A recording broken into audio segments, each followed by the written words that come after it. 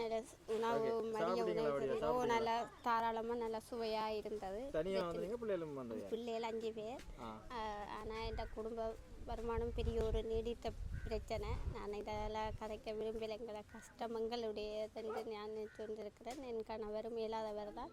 அவர் இப்போ விட்டு பிரிஞ்சு 2 வருட காலமாச்சு. 5 பிள்ளைகளும் என்னோட சின்ன சிறிய கடை தான் போட்டுக்கொண்டிருக்கோம். இவ்வளோ பக்கத்துலான் இருக்குது. ஆனால் லோன் எடுத்து தான் அந்த கடையை போட்டு செய்து கொண்டிருக்கிறோம். அந்த லோனும் கட்ட இயலாத நிலைமையில தான் எங்களோட வீட்டு நிலைமை ஓடிக்கொண்டு இருக்குது. அப்படி இருந்தும் 3 வயது 4 வயது 5 வயது இந்த வருஷம் தான் மூத்தவா ஓயில் எழுதிட்டு அவாவையும் மீண்டும் படிக்க வைக்க இயலாத ஒரு நிலைமையில் நான் இருக்கிறபடியால் அந்த எல்லார்கிட்டையும் கதைச்சு சில பேர் நினைப்பினம் அவைக்கு என்ன பிரச்சனை வீட்டோட கடை வச்சிருக்கணும் என்ற ஒரு பக்கம் இருக்கும். ஆனால் அந்த கடையை என்னென்று நடத்துகிறோம்ன்றது எங்களுக்குத்தான், எனக்கும் இறைவன் ஒருவனுக்கும் தான் தெரியும்.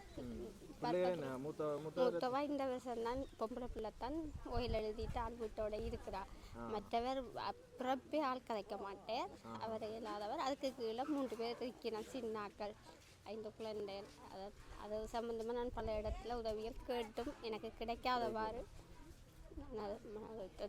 ஆனால் உணவு மதிய உணவு சந்தோஷமாக இருந்தது. அவாக்கு நன்றியை தெரிவித்து கொண்டு சரி, ஓகே, நன்றி அக்கா. நான் உங்களை தனியாக வந்து சந்திக்கிறேன். நான் பிரச்சனை இதில் பக்கத்தில் இருக்கிறோம். எங்களை கடந்து தான் நீங்கள் வந்திருப்பீங்கன்னு நினைக்கிறேன். சரி, நான்